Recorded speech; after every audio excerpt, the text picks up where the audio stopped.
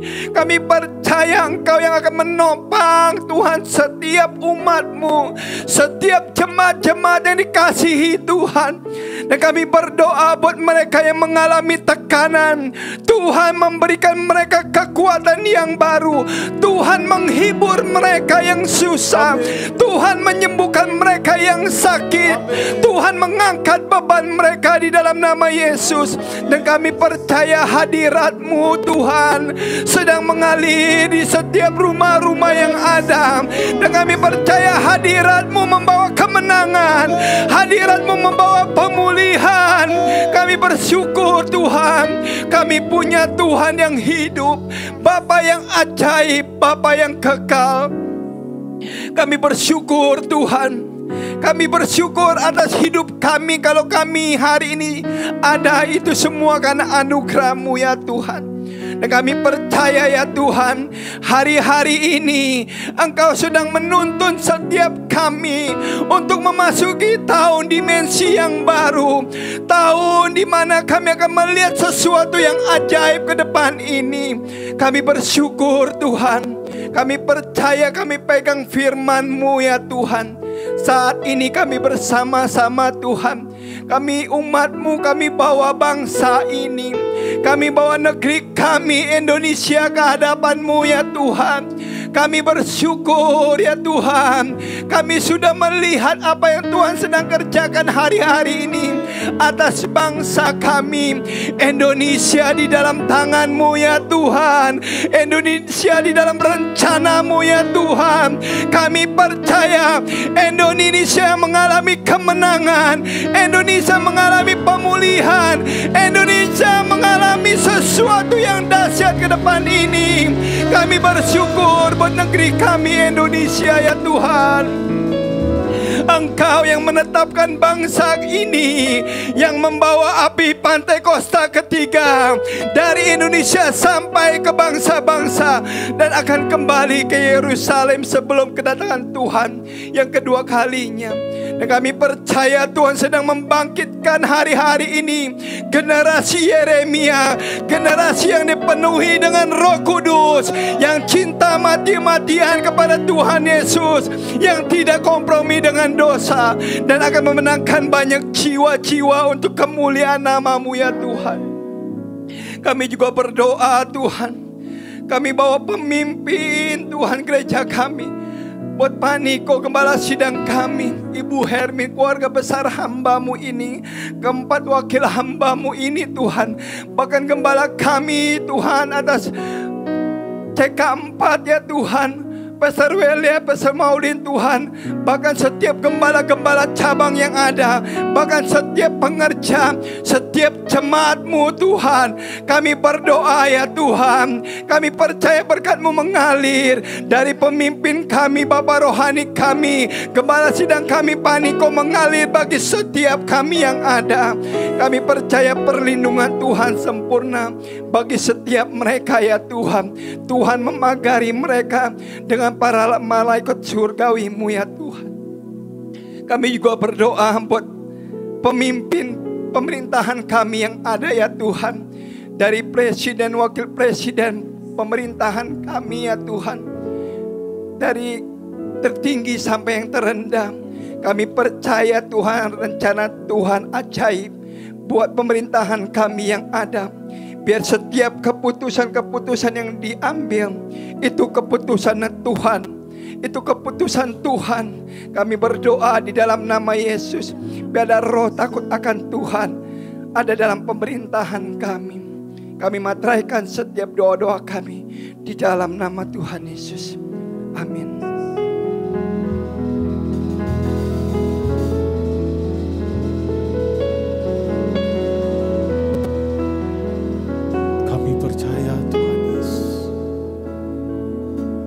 Yesus, ku percaya. Yesus, sungguh ku percaya. Rencana-Mu yang ajaib terjadi di dalamku. Yesus, sungguh ku percaya. Sekali lagi sama-sama, Yesus ku percaya. Yesus ku percaya. Yesus sungguh ku percaya. Rencanamu yang ajaib terjadi di dalamku. Yesus sungguh ku percaya. Rencanamu yang ajaib terjadi di dalamku. Yesus sungguh ku percaya. Sekali lagi, rencanamu yang ajaib, rencanamu yang ajaib terjadi di dalamku.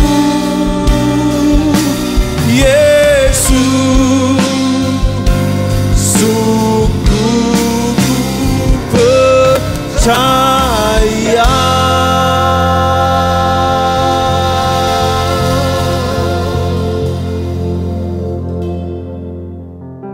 Mari jemaat yang dikasihi Tuhan, sebelum kita dengarkan firman Tuhan, sekali lagi kita angkat pujian ini di hadapan Tuhan. Ku mau hidup seturut kehendak Tuhan.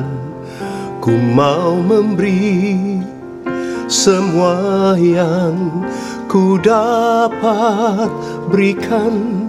Ku mau cinta Dia lebih dari semua. Ku tak dapat membalas kasih-Nya. Sekali lagi nyanyikan bersama-sama. Ku mau hidup seturut kehendak Tuhan. Ku mau memberi semua yang ku dapat berikan. Ku mau cinta Dia lebih dari semua. Ku tak dapat membalas kasih-Nya. Katakan, ku tak dapat membalas kasih-Nya. Ku tak dapat membalas kasih-Nya. Mari angkat penyembahan sekali lagi di hadapan Tuhan. Huriara namaya sandara laba laba laba laba ya sikiara laba baba. Huriara namaya laba laba laba laba laba laba laba. Hiara namaya sandi. Kami sembah Engkau Tuhan, roh, jiwa, dan tubuh kami angkat penyembahan kepadamu, ya Bapa. Oh ya biar pengurapan-Mu Tuhan, minyak yang baru turun atas kami, turun atas setiap jemaat-Mu di rumah-rumah yang ikut beribadah secara online. Semuanya Tuhan, urapi Tuhan, jamah hati kami, supaya kami memiliki hati yang mengasihi Tuhan, hati yang mau menurut kehendak-Mu Tuhan. Urapi hamba-Mu, berfirmanlah kepada kami semua melalui mulut dan bibir hamba-Mu. Terima kasih Tuhan, terima kasih, terima kasih. Hanya di dalam nama Tuhan Yesus kami berdoa. Bersama-sama kita katakan amin. Haleluya. Pada bulan yang lalu saya berbicara tentang satu topik, yaitu rajin. Dan di minggu yang pertama bulan November ini kembali saya melanjutkan pesan Tuhan. Masih dari ayat yang sama, kita akan baca bersama-sama dari Roma 12 ayat yang ke-11. Firman Tuhan berkata, janganlah hendaknya kerajinanmu kendor, biarlah rohmu menyala-nyala, dan layanilah Tuhan. Janganlah hendaknya kerajinanmu kendor, biarlah rohmu menyala-nyala, dan layanilah Tuhan. Saudara, saya pernah katakan bahwa antara kerajinan dan roh yang bernyala-nyala itu ada korelasi positif. Orang yang rohnya bernyala-nyala pasti akan nampak kerajinannya. Dan orang yang rajin Itu sebetulnya buah daripada karena roh yang menyala-nyala. Memang ada orang dunia juga yang rajin, mereka yang belum penuh Roh Kudus memang punya karakter rajin. Tapi yang luar biasa yang Tuhan mau, kita sebagai anak-anak Tuhan rajin dan roh kita bernyala-nyala. Boleh katakan amin. Saudara dikasihi Tuhan, hari ini saya ingin berbicara bagian yang kedua, yaitu tentang hendaklah rohmu menyala-nyala dan layanilah Tuhan. Saya teringat perumpamaan yang disampaikan Tuhan Yesus dalam Matius pasal yang ke-25. Ini berbicara tentang waktu-waktu terakhir Tuhan Yesus sebelum dia kemudian ditangkap, Tuhan Yesus mati di kayu salib, Tuhan Yesus dikuburkan, bangkit dan naik ke surga. Ada pengajaran-pengajaran terakhir yang disampaikan Tuhan Yesus. Dan dikatakan itu semua berbicara tentang kerajaan surga. Perumpamaan tentang kerajaan surga. Sesungguhnya firman Tuhan berkata, kerajaan surga sudah dekat. Hari-hari ini pun firman Tuhan saya perkatakan bahwa kerajaan Allah sudah dekat. Dan kedatangan Tuhan Yesus kali yang kedua juga sudah dekat. Karena pesan-pesan firman Tuhan yang berbicara tentang kerajaan Allah ini harus disampaikan supaya kita siap menyongsong kedatangan mempelai untuk kali yang kedua. Yang mau katakan amin. Ada dua perumpamaan di dalam Matius 25 yang saya ingin ajak kita renungkan bersama-sama terkait firman Tuhan tadi, ayat Roma 12 ayat ke-11. Saudara dikasihi Tuhan, Tuhan Yesus berbicara tentang perumpamaan 5 gadis yang bijaksana dan 5 gadis yang bodoh. Ada 10 anak darah dikatakan mereka membawa pelita. Perhatikan, mereka semua sama-sama membawa pelita. Dan pelitanya sama-sama menyala. Jadi jangan dikira bahwa yang bijaksana itu yang dalam Tuhan, yang gak bijaksana, yang bodoh itu semua yang tidak dalam Tuhan. Bukan.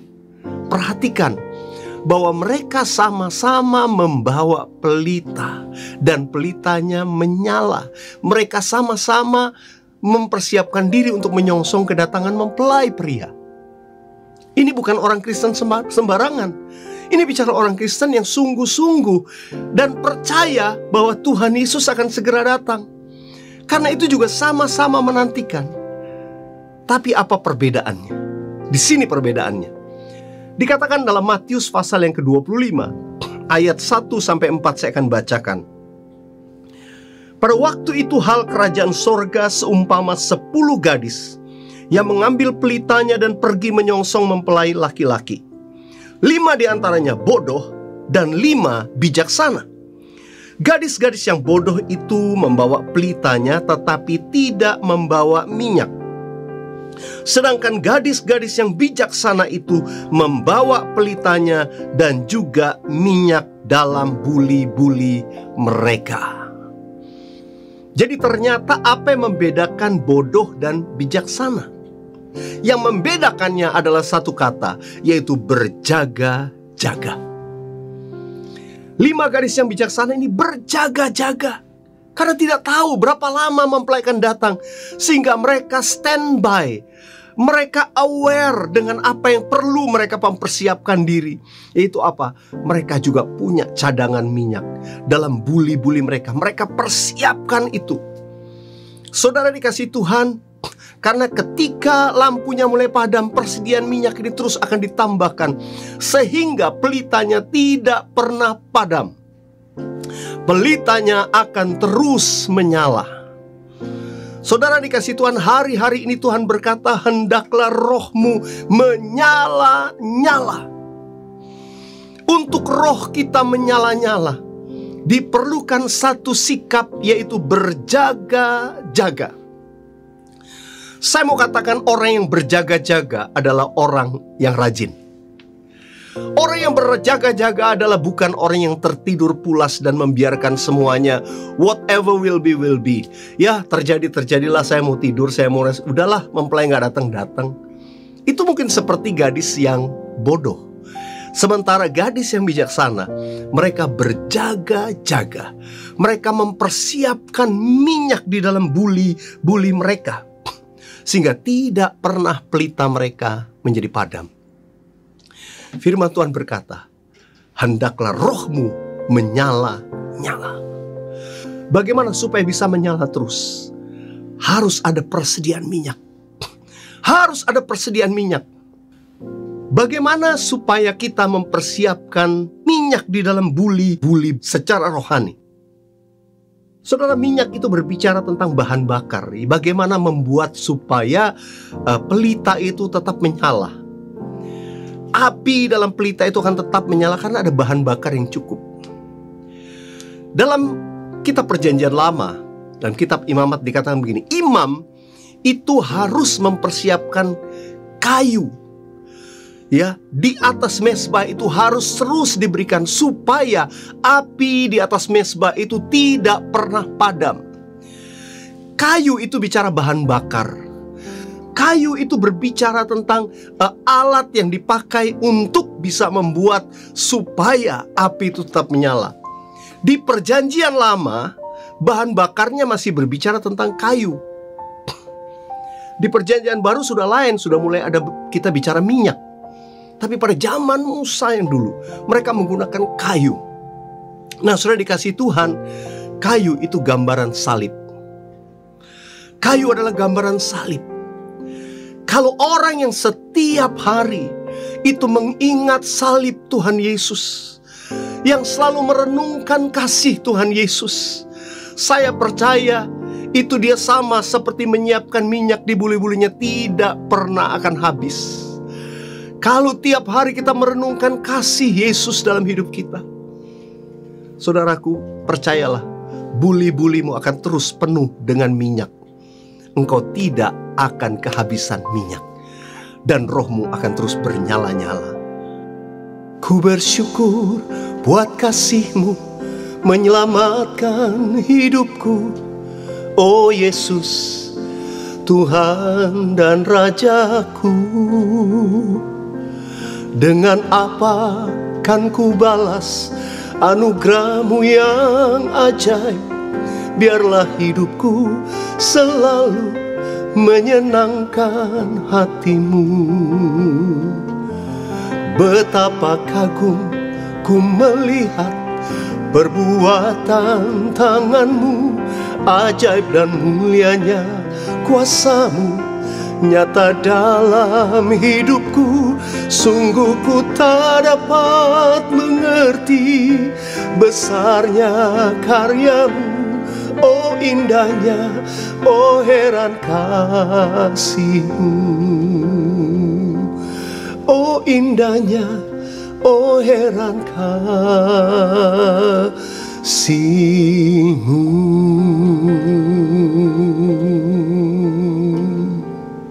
Jadi saudara dikasih Tuhan, hal yang pertama yang harus kita lakukan supaya pelita kita terus menyala adalah kita harus dengan setia setiap hari memperkatakan kasih Tuhan Yesus. Ingat akan pengorbanan Yesus di kayu salib. Jangan lupa untuk memperkatakan itu. Mungkin sudah bertanya, Pak, kan kita sudah tahu. Ya, tapi waktu kita mulai terus memperkatakan tiap hari, kalau kita mengawali hari kita dalam doa, kita mengucap syukur memang untuk berkatnya, untuk segala yang kita mungkin terima, ya pertolongan Tuhan. Tapi jangan lupa, ayo jemaat yang dikasih Tuhan, tiap hari kita harus mengucap syukur untuk salib Tuhan Yesus, di mana Tuhan Yesus mati di kayu salib untuk menebus kita. Bersyukur, pertama-tama kita ingat akan kasih Tuhan Yesus, ingat pengorbanan di kayu salib. Dan waktu kita ucapkan itu, mari ucapkan dengan sungguh hati. Dari hati kita, bukan sekedar basa-basi. No, ayo dari hati kita. Dan kalau kita mengucapkan itu, percayalah, surah akan rasa ucapan syukur terbesar di hati kita. Ya Tuhan, Engkau sudah mati buat saya. Dan saya percaya orang yang demikian, hatinya akan selalu humble, merendahkan diri. Dan tanpa dia sadari, terus roh dalam dirinya akan tetap menyala-nyala. Itu berbicara tentang persediaan minyak. Hal yang kedua, Alkitab berbicara pedang roh itu firman Allah.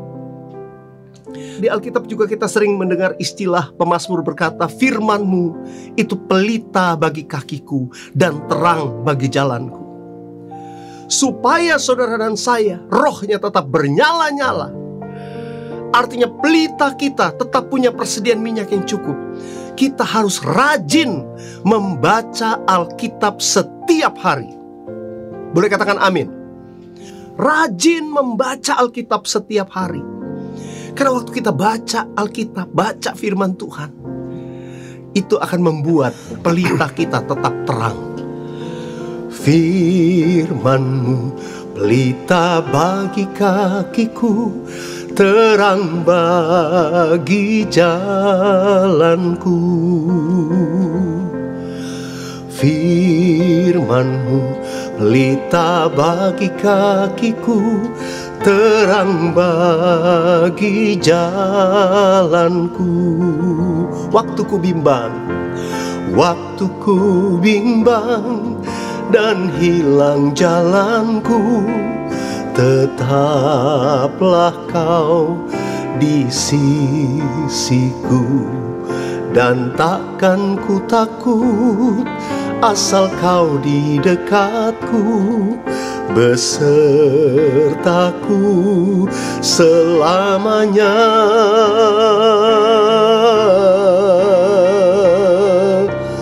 Firman-Mu pelita bagi kakiku, terang bagi jalanku. Terang bagi jalanku, terang bagi jalanku, terang bagi jalanku.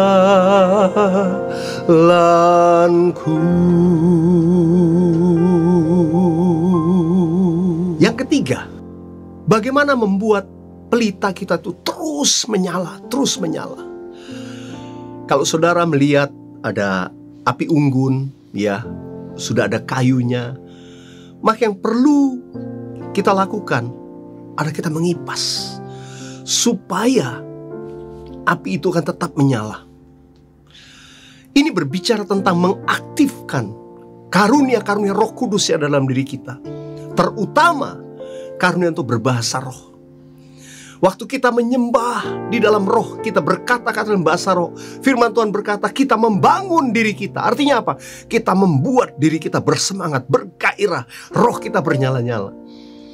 Kan itu dikatakan, ayo berdoalah dalam Roh Kudus. Waktu kita berdoa dalam roh, itu akan membuat seperti api itu terus dikipas. Itu akan membuat dia tetap bernyala, tetap bernyala. Orang yang suka memuji dan menyembah Tuhan, dia mengobarkan, ya, dia mengobarkan roh itu. Saudara, mengobarkan karunia di mana roh Allah akan terus menyala-nyala dalam diri dia. Saudara, rajinlah memuji menyembah Tuhan. Rajin memuji menyembah Tuhan tiap-tiap hari. Perhatikan sekali lagi, ini hubungan antara kerajinan dan roh yang bernyala-nyala. Kalau kita mulai gak suka berdoa, gak suka memuji menyembah Tuhan, gak suka baca firman, gak heran tiba-tiba rohnya juga jadi kendor. Dan roh yang jadi kendor akan membuat juga terus ini makin lemah. Karena itu jangan biarkan lemah. Kita harus rajin. Kita harus mengaktifkan kembali roh kita. Kita harus mengobarkan karunia-karunia, ya, mulai dari dengan berbahasa roh, memuji dan menyembah Tuhan, lalu melakukan apa yang disuruh Tuhan. Orang yang diberikan tugas memberitakan Injil, beritakan Injil. Orang yang diberikan tugas untuk memperhatikan orang miskin, lakukan tugas pelayanan kita. Orang yang mengajar dengan kasih, itu akan terus mengobarkan karunia dan membuat pelita kita akan terus menyala-nyala. Yang mau katakan amin. Saudara dikasih Tuhan, biarlah rohmu menyala-nyala dan layanilah Tuhan, lakukan bagian kita. Perumpamaan yang kedua yang Tuhan nyatakan dalam Matius 25. Ini tidak kebetulan, perumpamaan ini berurutan. Habis dia berbicara tentang 5 gadis bijaksana, 5 gadis bodoh, Tuhan Yesus berbicara tentang perumpamaan talenta, di mana Tuhan memberikan kepada hambanya, ya, ada 3 orang, 5 talenta, 2 talenta dan 1 talenta. Yang diberikan 5 talenta kemudian menjalankan, dan dia menghasilkan 5 talenta. Yang 2 talenta dia jalankan, dia lakukan, dia layani Tuhan. dan menghasilkan juga 2 talenta. Tapi yang punya 1 talenta, justru dia malas, dia menyimpan itu, ya. Dia menguburkan itu, nanti tuannya datang baru dikembalikan. Saudara dikasih Tuhan, apa yang terjadi ketika Tuhan itu pulang? Hamba yang dengan 5 talenta, dia rajin melayani Tuhan. 5 talenta menjadi 10 talenta. Apa yang Tuhan katakan kepada hamba ini? Mari kita baca di Matius 25 ayat yang ke-21. Maka kata tuannya itu kepadanya, baik sekali perbuatanmu itu, hai hambaku yang baik dan setia. Engkau telah setia dalam perkara kecil, aku akan memberikan kepadamu tanggung jawab dalam perkara yang besar. Masuklah dan turutlah dalam kebahagiaan Tuhanmu. Orang yang rajin melayani Tuhan, mengorbankan karunia-Nya, melakukan tugas pelayanan yang diberikan oleh tuannya, sehingga yang 5 talenta menjadi 10 talenta, 2 talenta menjadi 4 talenta. Berapapun yang Tuhan berikan kepada saudara, lakukan dengan setia. Itu dikatakan melayani Tuhan, rajin. Tuhan berkata, baik sekali perbuatanmu itu, hai hambaku yang baik dan setia. Tapi apa yang Tuhan katakan kepada hamba yang cuma 1 talenta tapi tidak melipat gandakannya, atau tidak menjalani, atau tidak melayani Tuhan? Matius 25 ayat 26 berkata, maka jawab tuannya itu, hai kamu hamba yang jahat dan malas. Garis bawahi kata jahat dan malas. Ingat tadi yang Tuhan katakan kepada hamba yang melipat gandakan talentanya, hai hambaku yang baik dan setia. Perhatikan, baik lawannya jahat, setia lawannya malas. Jangan jadi hamba yang malas. Karena itu dikatakan rajin. Rajin lakukan bagian kita. Kalau kita malas, jadi seperti yang 1 talenta. Sampai kemudian Tuhan tuh berkata, lemparkan dia tempat di mana terdapat ratap dan kertak gigi. Alangkah menyedihkan. Kita sudah diberikan talenta, tapi kita tidak menjalankannya. Tuhan mau kita menjadi hamba yang rajin. Jangan kerajinan kendor, sebab itu berkaitan dengan roh yang menyala-nyala dan melayani Tuhan, supaya kita menerima mahkota yang abadi, mahkota yang disediakan bagi orang-orang yang melakukan kehendak Tuhan. Yang mau boleh katakan amin. Mari kita nyanyikan bersama-sama. Kita minta pengurapan dari Tuhan agar roh kita terus bernyala-nyala. Anointing fall on me, anointing fall on me. Let the power of the Holy Spirit fall on me. Anointing fall on me. Mari buka kedua tanganmu, sekali lagi katakan, anointing fall on me. Anointing fall on me. Let the power of the Holy Spirit fall on me. Anointing fall on me. Mari buka kedua tangan saudara. Saya mau berdoa buat saudara yang sudah berbahasa roh. Mari sembah dalam roh. Mari setiap kita minta, penuhi saya dengan Roh Kudus. Biar saya seperti gadis yang bijaksana, memiliki roh yang terus bernyala-nyala. Karena kami rajin menyiapkan minyak di buli-buli kami. Kami rajin untuk menyembah Tuhan, rajin berdoa, rajin mengucap syukur dalam hidup kami tiap-tiap hari. Oh, curahkan rohmu, penuhi setiap kami. Hamba-Mu percaya ini era Pentakosta yang ketiga. Roh Kudus sedang dicurahkan atas semua orang. Sesuai dengan Yoel pasal 2, demikianlah terjadi. Orang-orang yang tua diurapi Roh Kudus, dipenuhi Roh Kudus, teruna-teruna dipenuhi Roh Kudus, anak-anak laki perempuan dipenuhi Roh Kudus, bahkan hamba laki-laki dan perempuan dipenuhi Roh Kudus.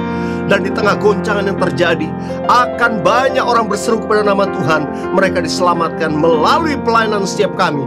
Tuhan, urapi, tidak ada lagi jemaat biasa. Semua dipenuhi Roh Kudus dan akan dipakai menjadi alat untuk menyatakan kemuliaan Tuhan. Terima kasih Tuhan, terima kasih. Bawa setiap kami Tuhan memasuki bulan November dan bahkan menjelang mengakhiri tahun 2020. Kami mau tetap memiliki roh yang bernyala-nyala dan dipakai untuk kemuliaan Tuhan. Terima kasih Tuhan, terima kasih. Firman-Mu kami selesai beritakan, Roh Kudus akan terus bekerja, membangkitkan kepada setiap kami gairah untuk terus seperti 5 garis yang bijaksana yang menyiapkan minyak dalam buli-bulinya. Mereka akan suka berdoa mengucap syukur. Mereka suka memuji menyembah Tuhan. Dan mereka suka mengobarkan karunia-karunia dengan melayani Tuhan, melakukan kehendak Tuhan dengan setia. Jadikan kami seperti hamba yang baik dan setia, melipat gandakan talenta yang Tuhan berikan dalam hidup ini. Terima kasih buat firman. Meteraikan itu dalam setiap kami. Roh Kudus tuntun kami untuk melakukannya bagi kemuliaan Tuhan. Dalam nama Yesus, sama-sama katakan amin. Mari jemaat yang dikasihi Tuhan, sekarang kita akan masuk dalam perjamuan kudus. Perjamuan kudus adalah perjamuan Tuhan sendiri. Dan setiap kali kita masuk dalam perjamuan kudus, kita mengingat akan kasih Tuhan Yesus yang tercurah di kayu salib. Ini adalah bagian daripada firman yang tadi saya sampaikan. Bagian untuk kita supaya memiliki persediaan minyak yang cukup. Setiap kali kita melakukan perjamuan kudus, kita ingat salib Kristus. Kita ingat kematian Kristus di kayu salib menebus saudara dan saya. Biar kita tidak melakukan ini hanya sebagai sebuah sakramen rutinitas, tidak. Tapi biar ini menjadi satu sakramen yang kudus, yang mengingatkan kita akan pengorbanan Kristus di kayu salib untuk menebus saudara dan saya. Darahnya dicurahkan untuk menghapus dosa kita. Kalau kita lakukan dengan iman, saudara, bukan sekedar minum anggur ataupun minuman berwarna merah yang dipersiapkan saudara, tapi kita percaya ini adalah darah Tuhan Yesus, dan kita beroleh persekutuan dengan darah Yesus yang membawa kuasa menghidupkan, menguduskan. Dan roti ini, firman Tuhan berkata, ini adalah lambang tubuh Kristus yang dipecah-pecahkan. Itu berbicara tentang apa yang dikatakan Alkitab, bilur-bilur Yesus. Itu luka-luka yang dideritanya. Oleh bilur-bilurnya kamu disembuhkan. Karena itu nanti bukan sekedar makan roti. Lakukan dengan iman. Ini adalah tubuh Kristus yang dipecah-pecahkan. Dan itu mendatangkan mujizat bagi setiap kita. Tapi ada satu hal yang paling penting. Mari kita lakukan dengan cara yang benar. Jangan menyimpan dosa. Mari saja kita tundukkan kepala, minta ampun di hadapan Tuhan. Ampuni kami Tuhan kalau kami melakukan pelanggaran. Ampuni dosa di pikiran, bahkan apa yang kami perbuat tanpa kami sadari. Ampuni kami Tuhan. Layakkan kami Tuhan untuk beroleh persekutuan dengan tubuh dan darah-Mu. Ya Aba, ya Bapa, Kau memberkati setiap umat-Mu di rumah-rumah. Kami akan makan dan minum roti dan anggur dalam perjamuan kudus ini. Ini adalah sakramen kudus Tuhan yang akan membawa kepada kami mujizat dan kemenangan. Di tengah-tengah masa yang sukar, kami diberi kuasa untuk berkemenangan. Terima kasih Tuhan. Kami akan masuk dalam perjamuan kudus dengan hati penuh ucapan syukur dalam nama Tuhan Yesus. Mari jemaat yang dikasihi Tuhan, kita angkat roti di tangan kanan kita tinggi-tinggi. Sebab apa yang telah kuteruskan kepadamu telah aku terima dari Tuhan, yaitu bahwa Tuhan Yesus pada malam waktu ia diserahkan mengambil roti. Kita angkat roti di tangan kanan kita tinggi-tinggi, dan sesudah itu ia mengucap syukur atasnya. Ia memecah-mecahkannya dan berkata, inilah tubuhku yang diserahkan bagi kamu. Perbuatlah ini setiap kali kamu melakukannya menjadi peringatan akan aku. Jemaat yang dikasihi Tuhan, bukankah roti yang kita pecah-pecahkan ini adalah persekutuan kita dengan tubuh Kristus? Mari kita makan dalam nama Tuhan Yesus.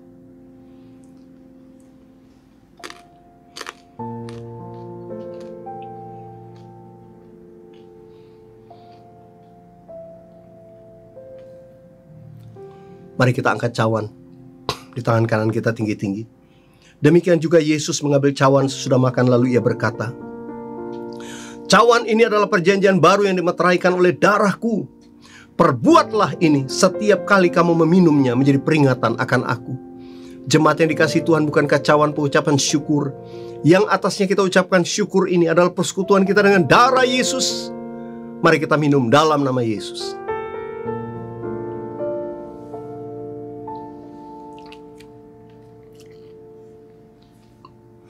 Mari sekarang saja kita ucapkan syukur dengan suara kita.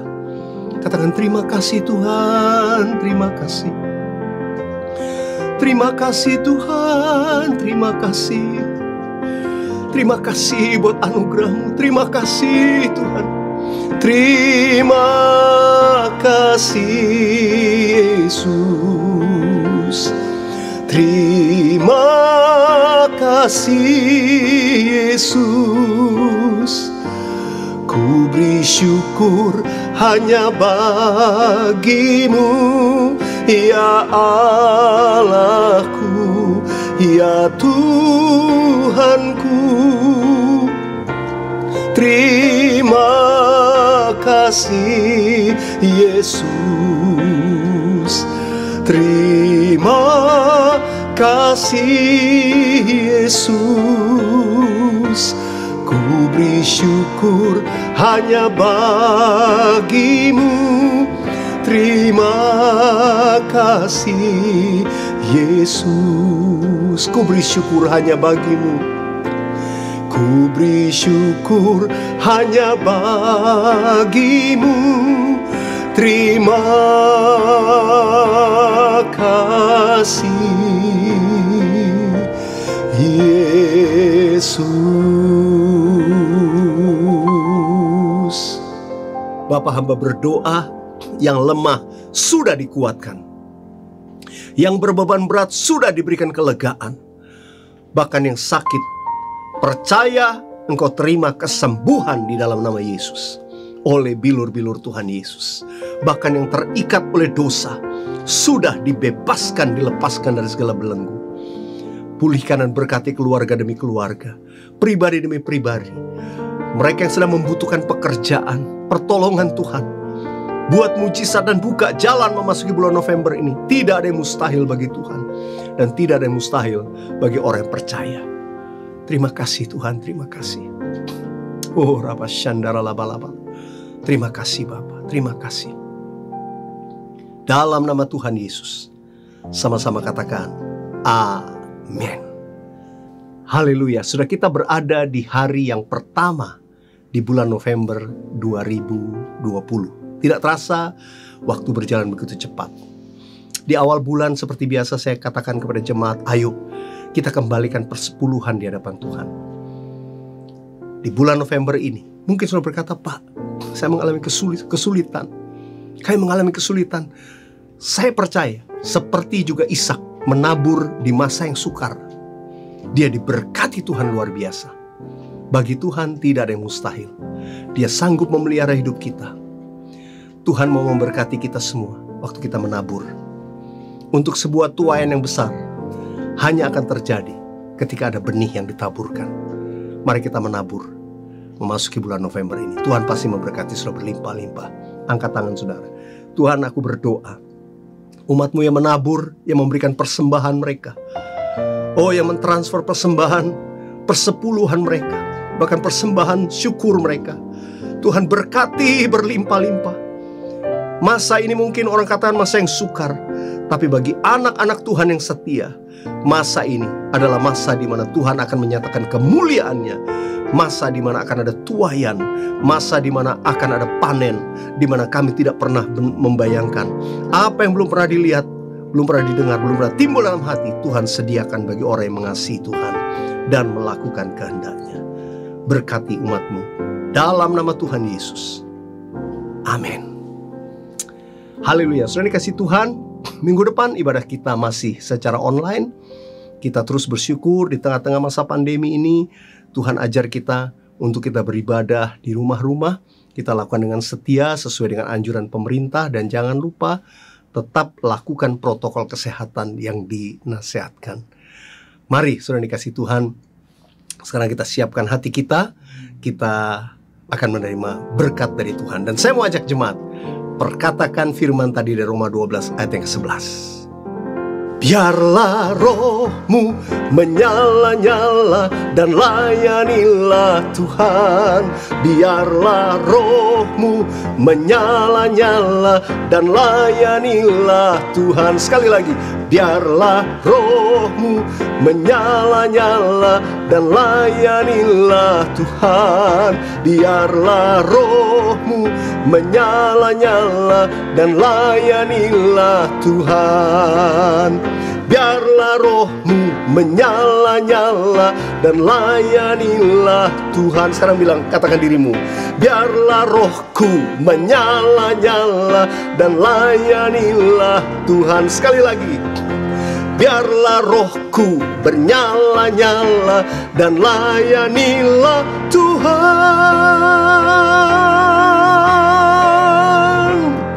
Haleluya, haleluya. Mari angkat kedua belah tangan saudara. Terimalah berkat Tuhan, kasih karunia yang berlimpah-limpah dari Allah Bapa, kasih yang sempurna dalam Yesus Kristus Tuhan, persekutuan yang manis dengan Allah Roh Kudus menyertai saudara sekalian mulai hari ini sampai Maranatha Tuhan Yesus datang untuk kali yang kedua, bahkan sampai selama-lamanya. Kita yang percaya dan diberkati Tuhan, dalam nama Yesus sama-sama katakan amin.